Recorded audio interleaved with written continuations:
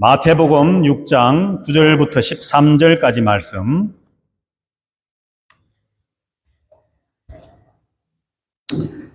자, 우리 다 같이 한번 말씀을 읽어보도록 하겠습니다. 시작. 그러므로 너희는 이렇게 기도하라. 하늘에 계신 우리 아버지여, 이름이 거룩히 여김을 받으시오며 나라가 임하옵시며 뜻이 하늘에서 이룬 것 같이 땅에서 이루어지이다. 오늘 우리에게 일용할 양식을 주시옵고 우리가 우리에게 죄 지은 자를 사하여 준 것 같이 우리 죄를 사하여 주시옵고 우리를 시험에 들게 하지 마시옵고 다만 악에서 구하시옵소서. 나라와 권세와 영광이 아버지께 영원히 있사옵나이다. 아멘. 이 기도한다라고 하는 이 말은 하나님 앞에 엎드려 절한다, 예배한다는 것입니다. 자, 그러면 이제 이 예배한다는 말에 좀 더 깊이 있는 내용들을 오늘 우리는 세 가지를 한번 생각을 해보려고 합니다. 자, 왜 기도가 예배인가? 첫 번째 이유는 기도는 삶이기 때문입니다. 기도는 삶이다. 자, 우리 다 같이 한번 마태복음 5장 44절부터 48절까지 말씀인데요. 나는 너희에게 이르노니 너희 원수를 사랑하며 너희를 박해하는 자를 위하여 기도하라.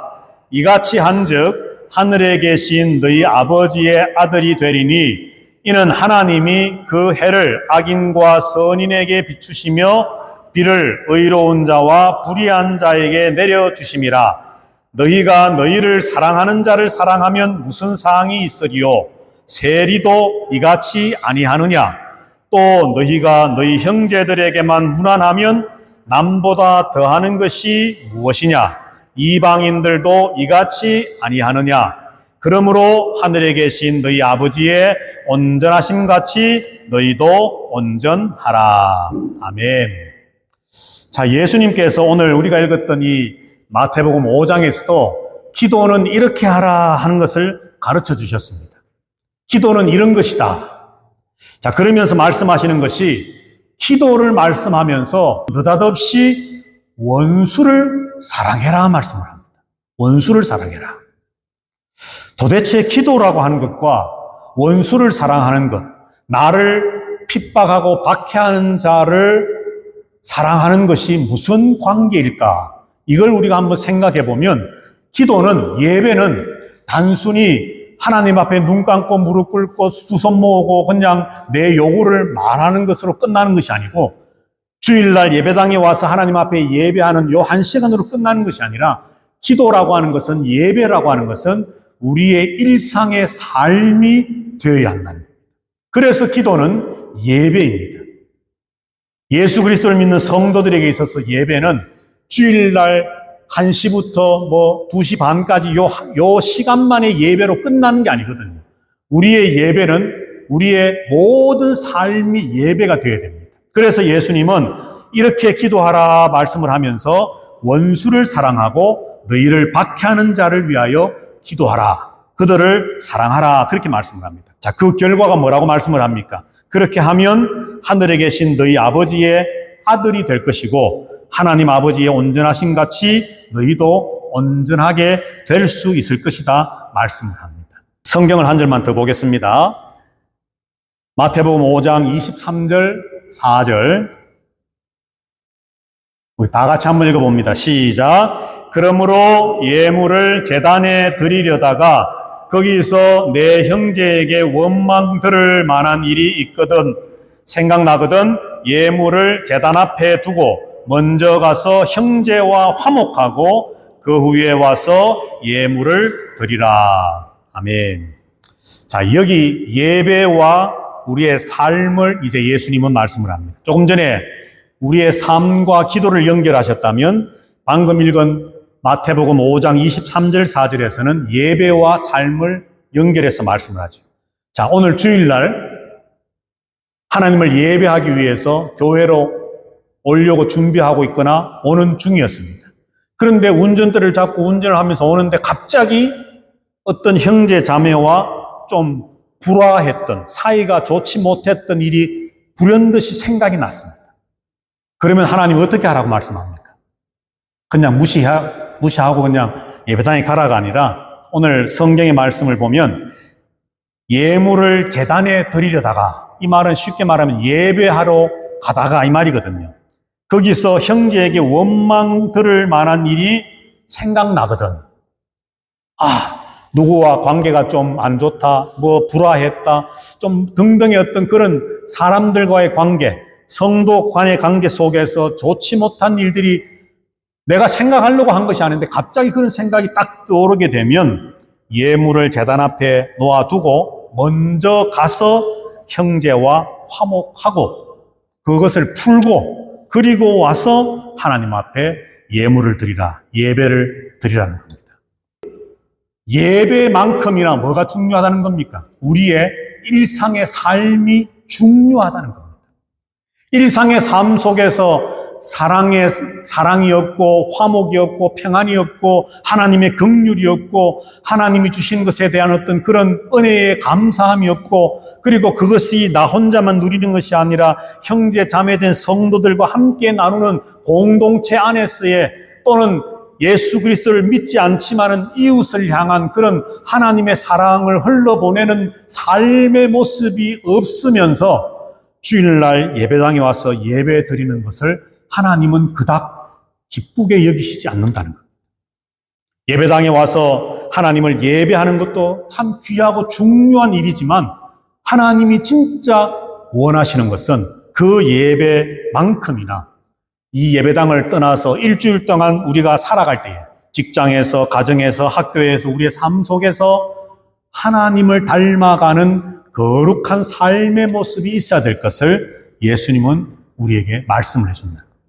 마태복음 5장과 6장에서 우리가 흔히 말하는 산상설교에서 예수님이 이처럼 기도에 관해서 말씀을 하면서 기도는 예배이다. 왜 기도가 예배인가에 관해서 말씀을 하면서 기도는 곧 삶이고 그 삶이 곧 예배가 되어져야 되기 때문에 우리의 기도는, 우리의 예배는 삶이 되어야 되고 예배가 되어야 된다 하는 것을 말씀을 합니다. 자, 두 번째는, 기도는 하나님과 나누는 은밀한 대화다라고 하는 겁니다. 하나님과 나누는 은밀한 대화다. 이것은 우리가 다 아는 내용이지요. 자, 우리 마태복음 6장 5절부터 8절까지 말씀 또 한번 좀 길지만 다 같이 한번 읽어봅니다. 시작. 너희는 기도할 때에 외식하는 자와 같이 하지 말라. 그들은 사람에게 보이려고 회당과 큰 거리 어귀에 서서 기도하기를 좋아하느니라. 내가 진실로 너희에게 이르노니 그들은 자기 상을 이미 받았느니라. 너는 기도할 때에 내 골방에 들어가 문을 닫고 은밀한 중에 계신 내 아버지께 기도하라. 은밀한 중에 보시는 내 아버지께서 갚으시리라. 또 기도할 때에 이방인과 같이 중언부언하지 말라. 그들은 말을 많이 하여야 들으실 줄 생각하느니라. 그러므로 그들을 본받지 말라.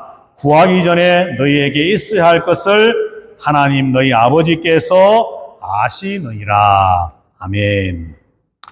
자, 또 예수님은 기도에 관해서 말씀을 합니다. 이제 이 말씀 다음에 9절부터 기도에 관해서 이렇게 기도하라 하시면서 기도를 가르쳐 주시는데 너희는 기도할 때에 6장 5절에 보니까 외식하는 자와 같이 하지 마라. 6절에서는 기도할 때에 은밀한 중에 계신 하나님께 기도해라. 아버지께 기도해라. 7절에서는 기도할 때에 중언부언하지 말라. 자, 이 말들을 한마디로 표현하자면 은밀한 중에 다 듣고 계시는 하나님 아버지 앞에 은밀하게 마치 속삭이듯이 기도하라는 겁니다. 때로는 우리가 통성으로 큰 소리로 막 기도할 때도 있지요. 참 예배당에 막 들썩들썩 할 정도로 고함고함을 치면서 기도할 필요도 때로는 있습니다. 그러나 하나님께서는 예수님 통해서 우리에게 말씀해 주시기를 사람에게 보이기 위해서라든지 또는 중언부언한다든지 은밀한 중에 듣고 보고 계시는 하나님이 아닌 다른 것을 생각하면서 하는 그런 기도들을 하지 말라는 겁니다. 여기 우리가 주목해야 할 단어가 바로 은밀한 중에라고 하는 겁니다. 은밀한 중에. 우리가 복음송 가사 중에 그런 가사 내용이 있지 않습니까? 우리의 작은 신음소리에도 귀를 기울여 들으시는 하나님. 우리가 반드시 막 목소리를 크게 해서 울부짖어야만 하나님 들으시는 것이 아니거든요. 때로는 참 신음하는 소리와 같이 옆에 있는 사람이 내가 무엇을 말하는지 들을 수 없을 정도의 나지막하고 작은 소리로 기도할지라도 하나님은 우리의 그 목소리까지도 다 귀를 기울여 듣고 계신다는 겁니다. 그래서 이사야 65장 24절에서 이렇게 말씀을 합니다. 제가 읽겠습니다. 그들이 부르기 전에 내가 응답하겠고 그들이 말을 하기 전에 내가 들을 것이며 요한 1서 5장 14절 15절에 보면 그를 향하여 우리의 가진 바 담대한 것이 이것이니 그의 뜻대로 무엇을 구하면 들으심이라. 우리가 무엇이든지 구하는 바를 들으시는 줄을 안즉 우리가 그에게 구한 그것을 얻은 줄을 또한 아느니라. 아멘. 성경 곳곳에서 하나님은 듣고 계신다라고 말씀을 합니다. 자, 그러면 여기서 우리가 한 가지 짚고 넘어가야 될 것. 기도는 하나님과의 은밀한 비밀스러운 대화다 그랬는데 여러분 대화가 되려면 어떻게 해야 되죠? 하나님은 듣고 계신다 그러는데 그러면 우리는 어떻게 해야 됩니까? 우리도 들을 줄 알아야 됩니다. 나 혼자 일방적으로 막 말만 하고 끝나는 것이 기도가 아니고 하나님과 나누는 은밀한 대화가 기도라고 한다면 성경 곳곳에서 하나님 아버지께서 은밀한 중에 듣고 계시고 들으신 하나님께서 우리에게 그 구한 것을 응답해 주실 줄로 우리가 알고 믿는다라고 가르쳐 주신다면 우리들도 하나님 아버지가 말씀하시는 것을 들어야 돼요. 그래야만 대화가 되잖아요. 부부지간의 대화가 뭡니까? 나도 이 말을 한마디 하면 또 아내도 한마디 하고 서로 주거니 받거니 성도지간의 대화도 서로 대화를 주고 받는 것. 이것이 바로 대화 아닙니다. 일방적으로 내 할 말만 막 하고 끝나버리면 그건 대화가 아닙니다. 자, 그러면 대화, 내가 듣는다는 것이 도대체 뭘까? 기도하고서 그냥 우리가 이제 여러분들 개인적인 기도 시간을 말하는 겁니다. 예배 시간, 공예배 때는 우리가 시간에 제약이 있기 때문에 그렇게 하지는 못하지만 홀로 개인적인 기도를 할 때에는 여러분의 어떤 하나님 앞에 구해야 될 것을 구하시고 하나님이 나에게 뭐라고 응답하시고 말씀해 주실까를 잠잠히 침묵 가운데 기다릴 줄 알아야 됩니다. 그냥 내 할 말 열심히 하고 예수님 이름으로 기도합니다. 아멘 하고 벌떡 일어나서 그냥 내 할 일을 하는 것이 아니라 기도한 다음에는 들을 준비와 자세를 갖추어야 된다는 거죠. 또 한 가지 듣는다는 것은 하나님의 말씀을 통해서 우리가 하나님의 음성을, 하나님의 말씀하시는 것을 듣는 것입니다. 그 어떤 것보다도 가장 정확하고 유익한 하나님의 음성 들음은 바로 기록된 하나님의 말씀을 통해 주어지는 것입니다. 그러니까 기도할 때는 여러분들 성경을 통해서 기도하시고 기도할 때에는 기도만 하는 것으로 개인적인 기도 시간에 기도하는 내가 요구하는 것만 막 열심히 말하고 끝내지 마시고 성경을 읽으시고 그리고 될 수 있으면 암송된 성경 구절들을 많이 가지고 있으면 하나님께서 내가 암송하고 있는 말씀들을 불현듯 나에게 그 말씀들이 떠오르게 하심으로 나에게 말씀하시는 것을 듣게 된다는 것입니다. 자, 그래서 기도는 대화입니다. 은밀한 대화입니다. 자, 세 번째로 기도는 무엇인가? 기도는 영적인 무기입니다. 기도는 영적인 무기. 자, 이것이 오늘 여러분들 꼭 반드시 다 기억해야 되겠지만 이것이 여러분들 꼭 기억하시면 좋은 내용입니다. 우리 마태복음 26장 41절 다 같이 한번 읽어봅니다. 시작. 시험에 들지 않게 깨어 기도하라. 아멘. 시험에 들지 않게 깨어 기도하라. 예수님께서 겟세마네 동산에서 기도하실 때 제자들이 피곤해서 누워서 자고 있는 것을 보시고 하신 말씀인데 시험에 들지 않게 깨어 기도하라. 우리 성경에는 시험에 들지 않게 라고 되어 있지만 여기 보시면 영어 성경에는 보면 overpower라고 되어 있습니다. overpower. 이 말은 굴복시킨다, 제압한다라는 뜻이 아닙니까? 그러니까 기도해야 될 이유가 뭐냐 하면 단순히 수동적으로 내가 시험에 들지 않게 위해서가 아니라 굴복당하지 않으려면, 제압당하지려면 죄와 사탄과 악한 것들에 의해서 내가 제압당하지 않으려면 우리는 기도해야만 합니다. 여러분들 매일매일 기도하십니까? 예, 기도하고 계신 줄로 믿습니다. 뭐 꼭 자리를 정돈하고 무릎을 꿇고 두 손을 모으고 눈을 감고 그것만이 기도가 아닙니다. 뭐 길을 가다가도, 운전을 하다가도, 설거지를 하다가도 하나님과 대화하는 그 모든 것이 우리의 기도인데, 우리가 기도해야 될 정말 중요한 이유는 그것이 예배이고 우리의 삶이고, 기도가 바로 하나님과의 대화이면서 동시에 악한 영들과 맞서 싸워 우리가 굴복하지 아니하고 제압당하지 아니하고 이길 수 있는 유일한 방법 중에 한 가지가 바로 기도이기 때문입니다. 자, 우리 에베소서 말씀을 한번 가서 이 에베소서 말씀을 한번 읽어보고 말씀을 마치도록 하겠습니다. 에베소서 6장 10절부터 12절 3절 말씀인데요. 다 같이 읽어봅니다. 시작. 끝으로 너희가 주 안에서와 그 힘의 능력으로 강건하여 지고 마귀의 간계를 능히 대적하기 위하여 하나님의 전신갑주를 입어라. 우리의 씨름은 혈과 육을 상대하는 것이 아니요 통치자들과 권세들과 이 어둠의 세상 주관자들과 하늘에 있는 악한 영들을 상대함이라. 아멘. 자, 12절까지입니다. 자, 여기 말씀해 보면 사도 바울이 에베소 교회 성도들에게 영적인 전쟁을 우리는 지금 하고 있습니다. 그 영적인 전쟁에서 이기기 위해서 우리는 하나님의 전신 갑주를 입어야 됩니다. 마치 옛날에 이 장수가 이 갑옷을 입는 것처럼 하나님의 전신 갑주를 입어야 됩니다. 진리의 허리띠를 띠고 의의 이 가슴에 호심경을 붙이고 평안의 복음의 신을 신고 믿음의 방패를 가지고 구원의 투구를 쓰고 성령의 검, 곧 하나님의 말씀의 무기 칼을 들고서 악한 영들과 맞서 싸울 준비를 해야 됩니다. 라고 가르쳐 주었습니다. 그리고 18절 말씀에 가서 보면 사도 바울은 이 하나님의 전신갑주, 세상의 주권자라고 할 수 있는 악한 영들과 맞서 싸우는 영적 전쟁을 이기기 위한 마지막 마침표와 같은 것을 이렇게 이야기합니다.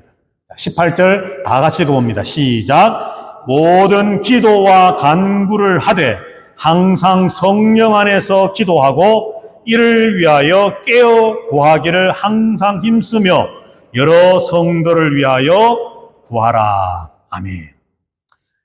우리가 싸워야 할 대상은 혈과 육, 다시 말해서 이 세상 눈에 보이는 것들이 아니라는 겁니다. 여러분들 그런 경험 있으신지 모르겠는데 그것은 어떤 것이든지 간에 정말 조금 전까지만 해도 오늘 하나님 앞에 나아가서 예배하는 것에 대한 정말 부풀고 기대하는 마음, 즐겁고 감사한 마음으로 가득 찼었는데 뭔가 어떻게 생각하면 아무것도 아닌 것 같은 어떤 한 가지 일 때문에 와르르 그 마음이 무너지면서 오늘 교회 가기 싫어졌어. 1년에 52주나 있는데 오늘 한번 교회 안 간다고 뭔 일이 일어나겠어? 그런 마음이 찾아오기 시작하면서 교회를 안 가려고 하는 마음. 근데 그게요, 단순히 그냥 지나치는 것이 아니라 여러분들, 악한 영이, 쉽게 말하면 사탄이 우리를 유혹하고 넘어뜨리려고 제압하고 억압하기 위해서 지금 우리에게 속삭이는 것들입니다. 그래서 우리의 싸움은 예를 들어서 남편이 어떤 말 한마디를 실수해서 내 마음을 확 기분 나쁘게 해서 교회 가기 싫어서 남편이 문제가 아니라는 겁니다. 그 남편의 어떤 말 한마디, 아내의 말 한마디, 아이들의 어떤 것들, 이런 어떤 주변의 환경의 어떤 것들을 통해서 내 마음에 교회 안 가도 돼. 오늘 하루쯤은 교회 안 가도 예배 안 드려도 괜찮아. 안 죽어. 또 다음 주일이 있잖아. 이런 마음이 들게 하는 악한 영이 문제지. 그것이 바로 우리가 싸워야 할 대상이지. 우리 눈에 보이는 것은 우리가 싸워야 할 진짜 대상이 아니라는 겁니다. 그 악한 영과 맞서 싸우기 위해서 하나님의 전신갑주를 입어야 되는데 그 하나님의 전신갑주를 머리끝부터 구원의 투구부터 시작해서 복음의 신발까지 온 몸을 갑옷으로 하나님이 주시는 그 갑옷으로 입고 나서 전쟁을 마침내 승리하기 위해서 마지막 사도 바울이 우리에게 강조해서 말하는 것이 뭡니까? 성령 안에서 기도하라는 겁니다. 기도하라.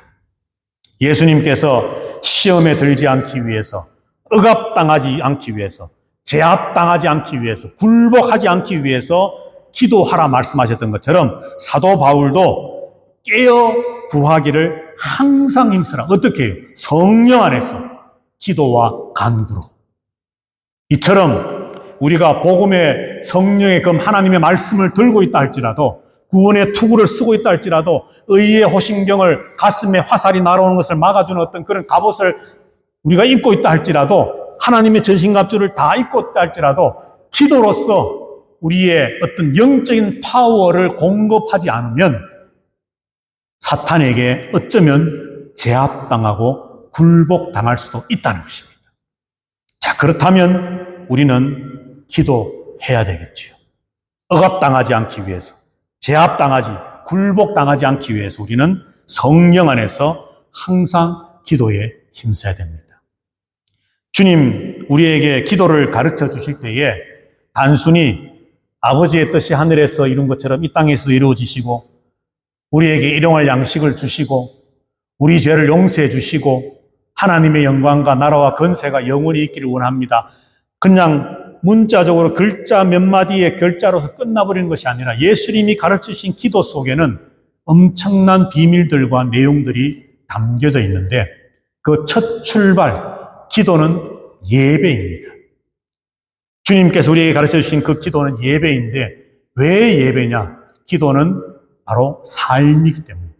삶과 예배는 동떨어질 수 없는 것이고 기도와 예배는 그리고 기도와 삶은 동떨어질 수 없는 것이기 때문에 그래서 기도는 예배입니다. 기도는 하나님과의 은밀한 대화입니다. 하나님께서 우리의 기도를 들으시는 것처럼 우리들도 하나님의 음성을 하나님의 말씀하신 바를 듣는 마치 우리가 주일날 예배하는 것 같은 이런 형식이 기도이기 때문에 기도는 하나님과의 은밀한 중에 나누는 대화입니다. 더 나아가서 기도는 우리가 영적인 전쟁에서 승리할 수 있는 가장 강력한 무기 중에 하나입니다. 이 기도로 하나님의 전신갑주가 완성되어지고 우리가 영적으로 승리하는 것, 이것이 바로 성공적으로 드리는 예배입니다. 제가 늘 입버릇처럼 말씀드리잖아요. 주일날 예배당에 와서 앉아있는 것으로 내 할 도리 다 했어. 나는 오늘 주일을 지켰어. 그것으로 끝나는 것이 아닙니다. 우리가 교회에 나와서 예배한다고 하는 것은 영적인 전쟁에서 승리하는 그 출발점입니다. 그래서 영적인 무기인 기도를 통해 하나님 원하시는 예배가 완성되어져 가는 것입니다. 주님이 가르쳐주신 기도 속에 담겨져 있는 이 내용들을 잘 기억하셔서 여러분들 기도 한마디 한마디도 우리가 그냥 허투루 하는 것이 아니라 정말 정신을 집중하고 온 마음을 쏟아서 하나님 앞에 기도하심으로 삶이 되고 하나님과의 대화가 되고 영적 전쟁에서 이기는 저와 여러분들이 다 되시기를 주님의 이름으로 축복합니다. 여호와는 내게 복을 주시고 너를 지키시기를 원하며 여호와는 그 얼굴로 내게 비치사 은혜 베푸시기를 원하며 여호와는 그 얼굴을 내게로 향하여 드사 평강 주시기를 원하노라. 주님이 가르쳐 주신 기도 속에 담겨져 있는 의미들을 다시 한번 깨달으며 내 기도가 주님이 원하시는 하나님 아버지가 원하시는 그런 기도 되기를 원합니다. 다짐하며 결심하며 예배하고 또다시 삶의 현장으로 나아가는 모든 성도들 위해와 저들의 자녀들 위해와 저들이 기도하는 모든 일들 위해 그리고 주 예수 그리스도의 십자가 보혈 위에 세워주신 우리 파고 한인 장로교회와 온 세계 하나님의 교회들 위에와 오늘도 이 복음을 전하는 선교사님들과 선교의 현장 위에 주 예수 그리스도의 크신 은혜와 하나님 아버지의 사랑과 성령 하나님의 교통하심이 이제부터 영원토록 항상 함께 있어지이다.